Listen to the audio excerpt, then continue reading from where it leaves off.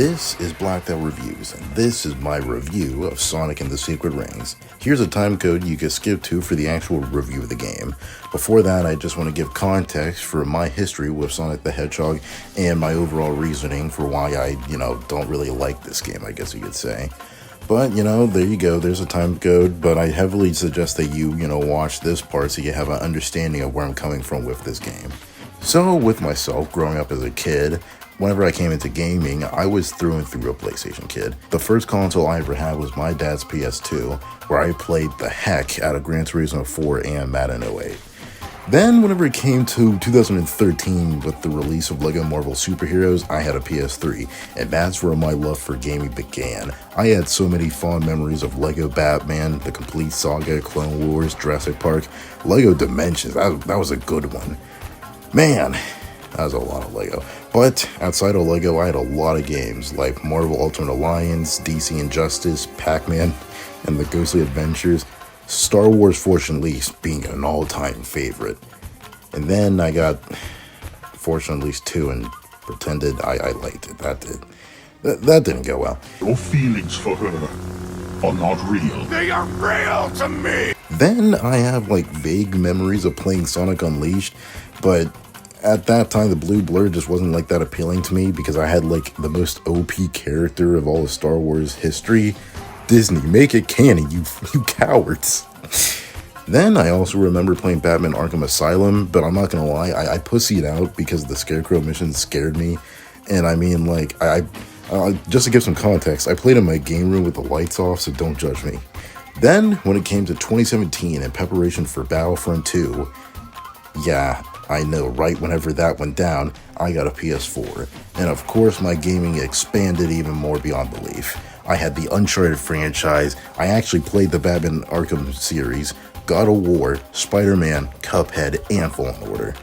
But, to bring it back a little bit earlier into the PlayStation days, came early 2018, where I saw on the PlayStation Store was Sonic Mania. Because on a separate side of my gaming history was, just like any Gen Z kid, it was mobile gaming. And as weird as it might sound, I have very fond memories of that too. Some that even rival my console experiences. Most actually coming from the Angry Birds franchise. I played the classic Angry Birds Epic, Bad Piggies, Angry Birds Space, Angry Birds Stella, Angry Birds Seasons, and then the big three.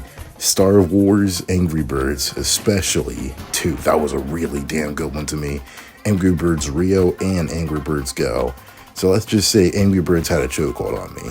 Then there were other games like Leap's World, Jetpack Joyride, Dan the Man, Color Switch, Beach Buggy, Subway Surfers, Garfield, and Temple Run. Sorry, my bad. I meant Minion Rush. Nope, sorry. I meant Sonic Dash. Yeah, the thing is, for most Gen Z, more specifically kids that didn't have a Wii, this was probably most kids' introduction to the blue blur, and I just fell in love automatically. I loved the speed, the colors, the overall design of Sonic, and the world that he was in. Because while I did know of Sonic because of Mario and Sonic at the Olympics, from having it at my school, and along with that, his cameo in Wreck-It Ralph, that didn't really make me a fan. That just made me aware of him. But then whenever I found out that with Sonic Dash, he also had the old platformers on the App Store, I was done. I didn't know they were retro, but I just loved the way they looked, and it was amazing to play. I played the hell out of Sonic 1 and 2 and loved those games. I replayed Green Hill, hated Laverick Zone. I was just amazed by Sonic's chase of Eggman to the Death Egg, along with the Death Egg robot. That was amazing to me. And then that's also where I found my hatred for Sonic CD.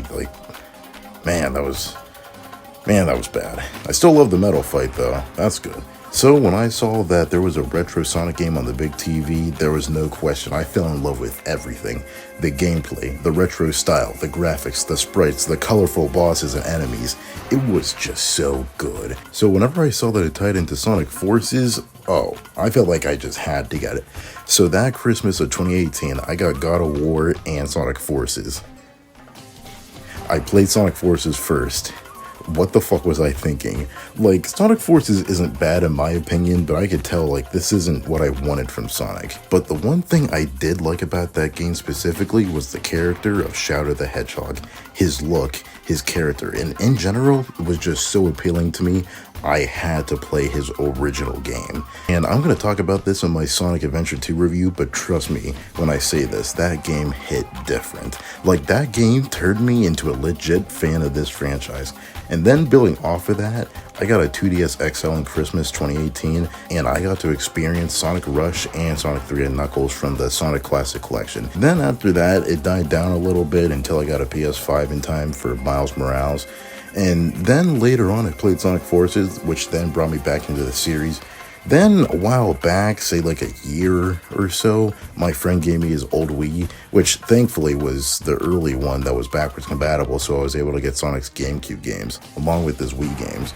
But with my entire history of gaming out of the way, is the history of Sonic and the Secret Rings. So, everyone knows that the Wii was super underdeveloped at that time compared to the PS3 and Xbox 360. And being the fact that it basically is like the best-selling console of all time, and that Sonic 06 was not going to be able to be ported to the Wii, and you know that Sonic wanted a piece of that pie, especially on Nintendo where he sells the best. Which made it even worse because with the now infamous Sonic 06 being in development, it was already a disaster. And even worse, they put even more pressure on it by having it the 15th anniversary in 2006, which already was impossible for the team to do with new gen technology. But Sega basically just wanted to be first to the party on both systems, so they basically just split Sonic Team in two, and they basically killed any hope in Sonic 06, and it was a miracle that was even playable. Take this! It's no use! So while in development, the team wanted the game to be mainly promoted by the revolutionary at the time Wii Remote. And along with that, they wanted to revolutionize Sonic himself, not just in gameplay but also location. This was done by turning Sonic into just an auto runner and setting the game in the Arabian Nights, a collection of Middle Eastern fables. The most widely known story specifically for American audiences is Disney's Aladdin. So with that, in 2006 EA announcement, RIP, Sonic on the Wii was revealed to be codenamed Sonic Wildfire. Then, it was released on February 20th, 2007, only a few months after the Wii's launch on November 19th, 2006. It was released to mixed and average reviews, and I'm not gonna lie, I don't know what crack pipe they were smoking because this game is not good. And along with it being like an early Wii game, it was very successful in sales. Now, with that history is my honest review of Sonic and the Secret Rings. This is my first real, retrospective / review of a video game and not like a motion picture film. So with that, I want to find the right structure for this video. Because when it comes to media, I specifically value stuff like characters, story, and lore. So I'll be going over gameplay. So whenever you first boot up the game okay, never mind. I'm just going to talk about the soundtrack first. Because I swear to God, I hate Seven Rings in Hand. It's played every single time. Every single time you open a level, a menu, every waking moment. I feel like I'm losing my goddamn mind because, everything else is okay. It's like your standard Sonic soundtrack, but with a little bit of added flair of Middle Eastern music added to it. Because, I think, there are some standouts in this game, like Let the Speed Mend It. And along with that is Palace That Was Found.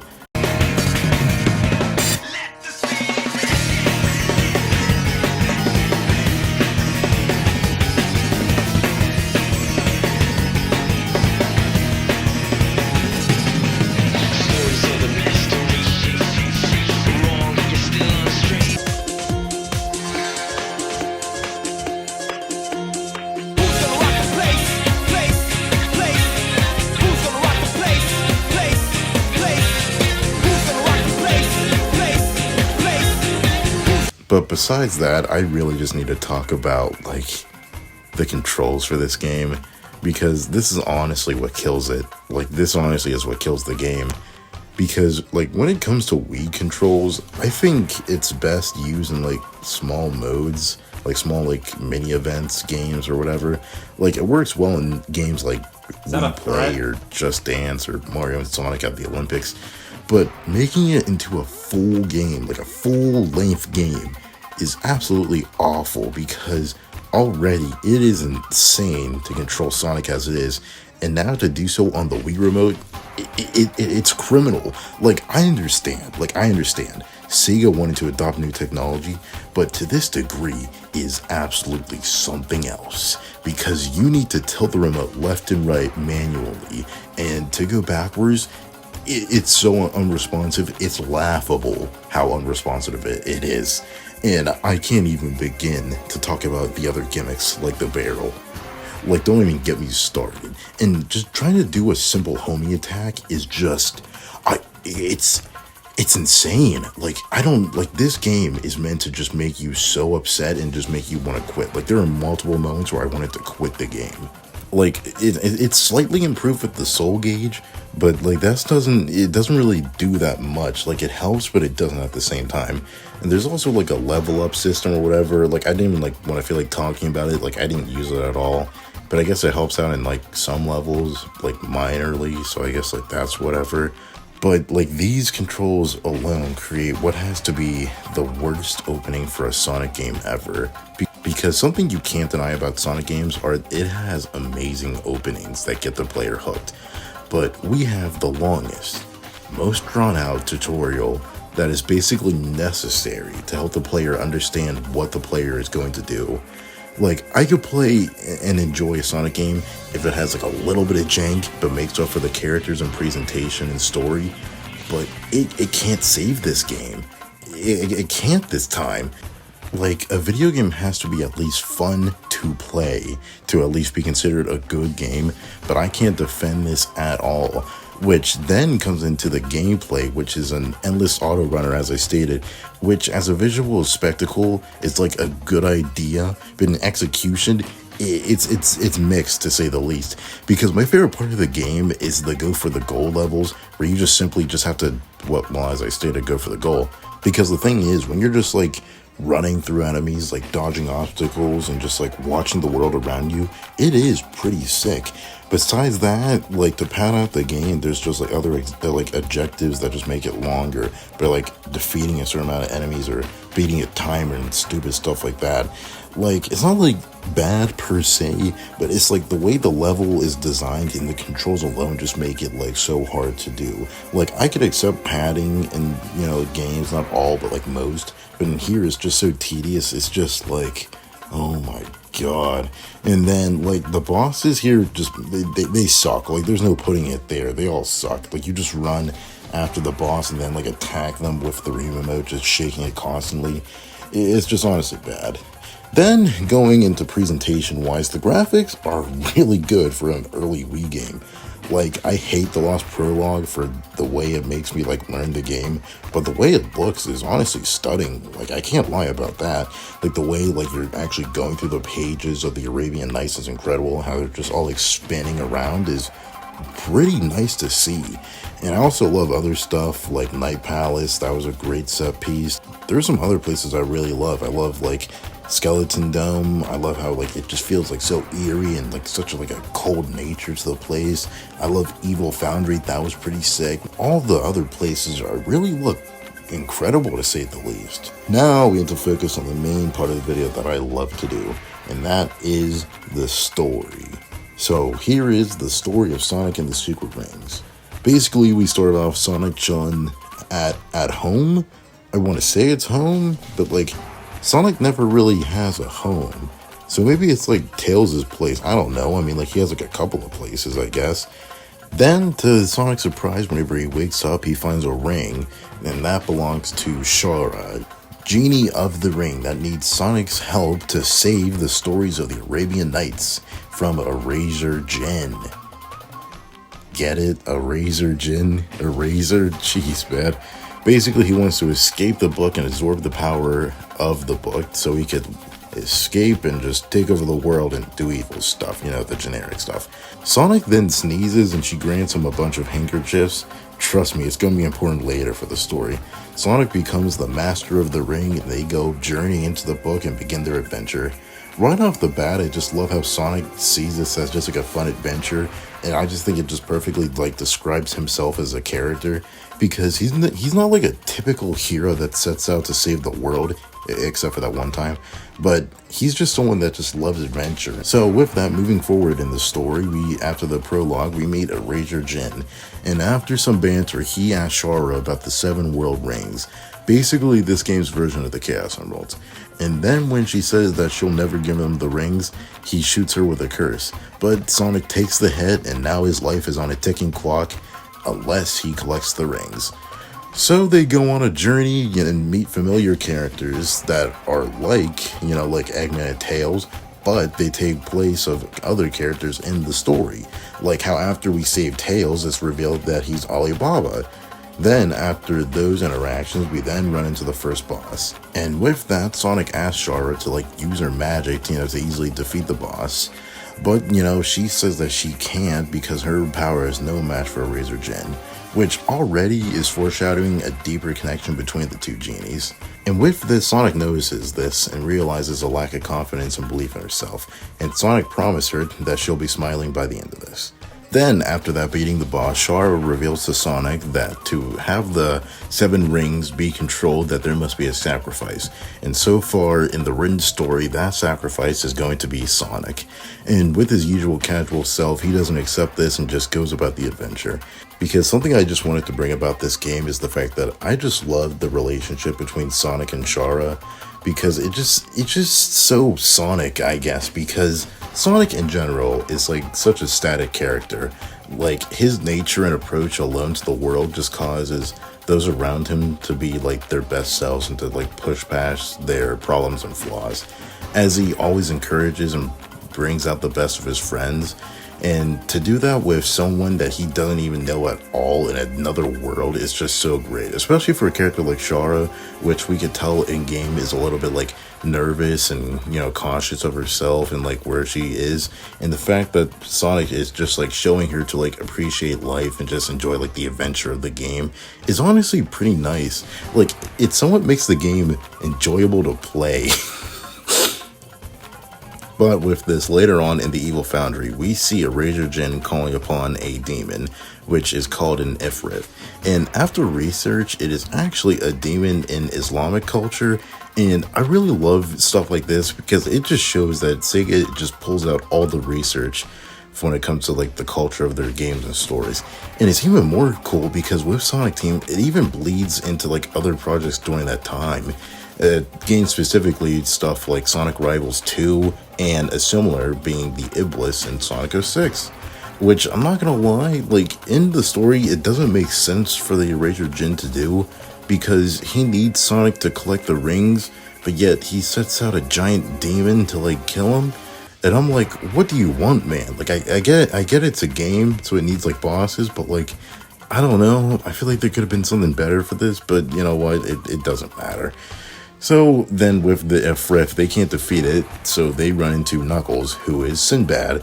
And I love the fact that they kept the casual, fun rivalry between Sonic and the original Knuckles they have between each other.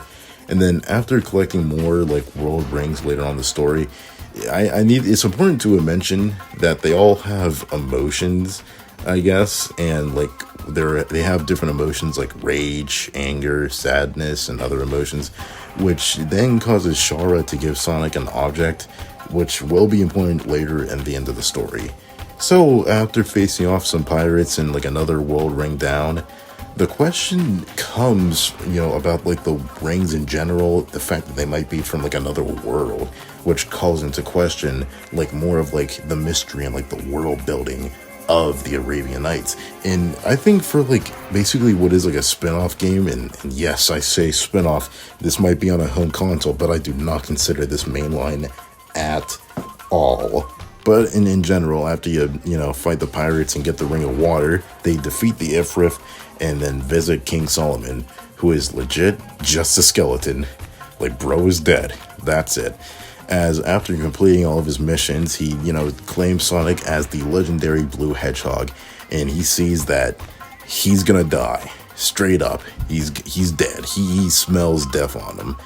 So, when they get to the Night Palace, Erasure Jin's, place where he's popping off, Sonic is basically he's done. He's basically out of the race. He's almost dead, man. like bro is feeling the effects of the flame, and he just knows that he's just running out. And we just see more of the great relationship between Sonic and Chara, and I just love how that Chara, we see like the fact that she become like more confident in herself and the way she is, and just how in general she like carries herself.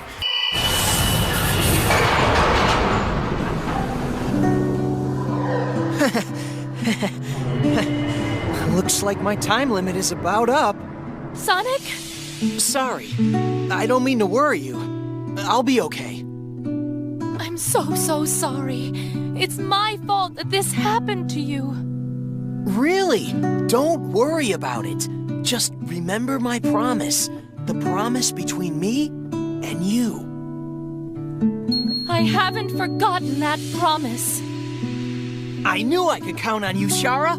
It's gonna take more than some tiny flame to bring judgment down on me. Come on, let's go! Okay. And then with this, they collect another world ring, and this one is with Sadness, which makes Sonic come into question the relationship between Chara and Eraser Jin. And with this, she first is nervous to talk about this, but then reveals Eraser Jin's backstory. One of the 7 world rings. This one is purple. Oh! This one is sealed with sadness. Just what are these rings all about, anyway? Hey, there's something I've been thinking about, Chara. What is it? How do you and the Eraser Jin know each other? Huh? Well... Hey, if you'd rather not talk about it, that's okay. Sonic... Is he really a genie of the lamp like that King of Bones said? Yes. Well, you see, he's the genie of the magic lamp from the story of Aladdin. Huh? Long ago, he was punished for his misdeeds and sealed away in the lamp. He would not be forgiven until he had granted the wishes of 1,000 people. But when his sentence had been served, he had a renewed hatred of people. That was his fate, sad as it was. His cursed destiny came from the story he had been written into. Chara? To the Eraser Jin, I am just a mere genie of the ring. I want to stop him, though. I want to turn the stories of the Arabian Nights back to what they were. That is my wish. I really like this backstory because it just shows that he's not like just a generic evil bad guy, and that there's more to him. And it even comes to the question about the Arabian Nights, the stories itself, about how it causes characters like himself to go mad with power and to go insane, because he was always written to be this way and to accept this fate. And I'm not gonna lie, for that, like, I just think it's just very compelling in general, you know what I mean? After that, Sonic just kind of like kicks his ass and he just runs away to the portal between worlds. And with all the 7 rings gathered, Chara is revealed to have used Sonic to gather the rings and is compelled to give it to the genie because, she feels like she has to, but Sonic wishes that she actually like reveals what she thinks is right. And this part of the story is just like a wild turn because it was hinted at earlier, but now it's like fully revealed that Chara is in a manipulative, abusive relationship with Eraser Jin. And I just don't know how I feel about this. Because as much as I love Sonic stories being taken serious with tone and direction, I just feel like this is just like a step too far. Like, dude, this is the same franchise about a blue hedgehog that fights robots. Because we see throughout the story, we see how Charlotte is like uncomfortable about gathering the rings and how she's like punished for it and stuff like that, and how she feels powerless against his magic. But this game is still intended for a younger audience. So when we want to have stuff like her saying that she wants to be with him even after all he'd done to her, is just so jarring.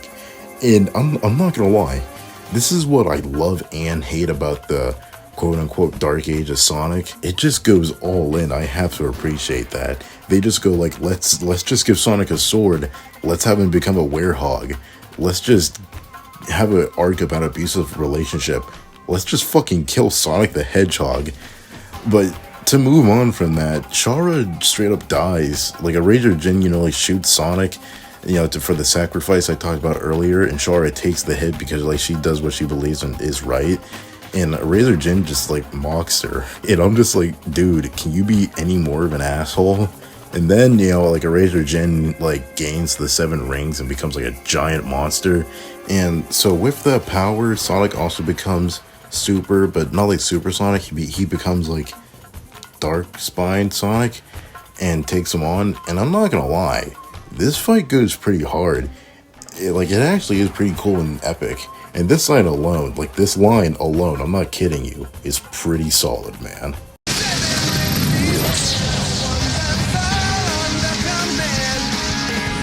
Your tale is finished, Eraser!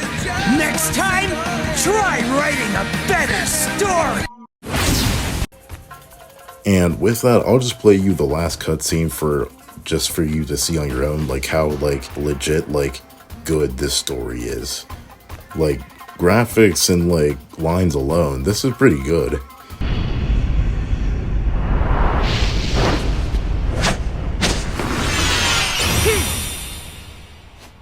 I shall not be defeated. If you defeat me, I will simply return again and again. I am immortal. I cannot be vanquished. That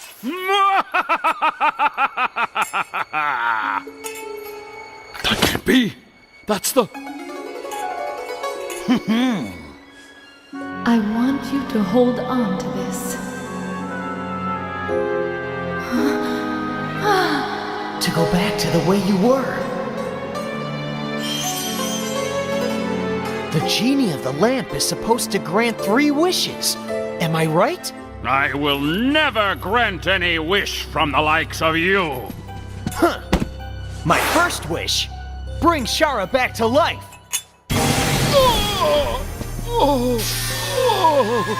My body! My body is...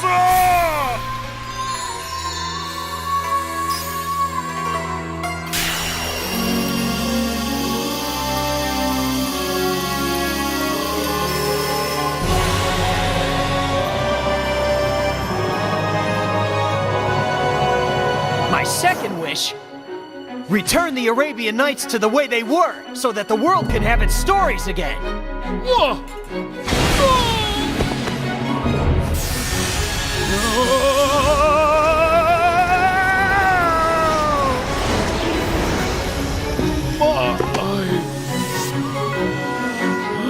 My third wish. Eraser Jin, you shall live out the rest of time trapped inside your lamp as you were in days of old.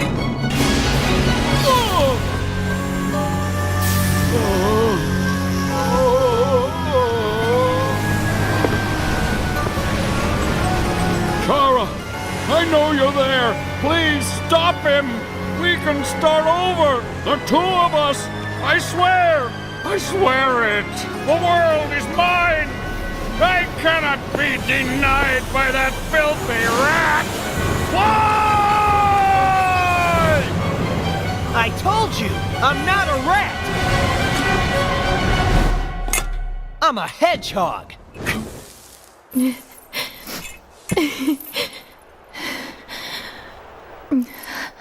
Chara, will you grant me one more wish? I wish for a mountain of handkerchiefs. Now, just let yourself cry. As much as you need to. You'll have plenty of handkerchiefs to help you through it. Like, we have the payoff with the lamp that a Razor Jin belongs to. The wishes that he makes, like using a Razor Jin to use his power to restore the world. The payoff with a Razor Jin calling Sonic a rat. And then the handkerchiefs also come back, so Chara could cry on because she got brought back to life. And just to, like, accept the loss of her abusive boyfriend. And all of this just makes this a pretty solid story. Like, not just for Sonic game standards, but for like the story alone. Like, this is a fun adventure with themes of relationship and moving on from past trauma. Like, this is a cool story, but it just sucks that it's in an awful game. Because overall, an attempt was made, but sadly, it just didn't work. And it really sucks because, like, the concept of Sonic being in a world outside of his own is creative. And the story, as stated before, is, like, really good. It's, like, solid. And the ending specifically is just really good. But if the controls aren't good, if the gameplay sucks, then it's just not good. Like, I can't justify, like, enjoying or even playing this game again besides the story, which I could just look up cutscenes for. Like, I feel good now having to actually play the game, but, like, overall, like, this sucks, man. And I recently just got Sonic and the Black Knight, so, like, maybe they improved the mechanics in that one, but besides that, this is the end of this chapter in Sonic's Legacy. I want to make more videos like this going forward. I'll probably do a review for Sonic Colors or Sonic Adventure next. It really depends how I feel. But besides that, don't forget to hit like and subscribe, and comment what you think about this game.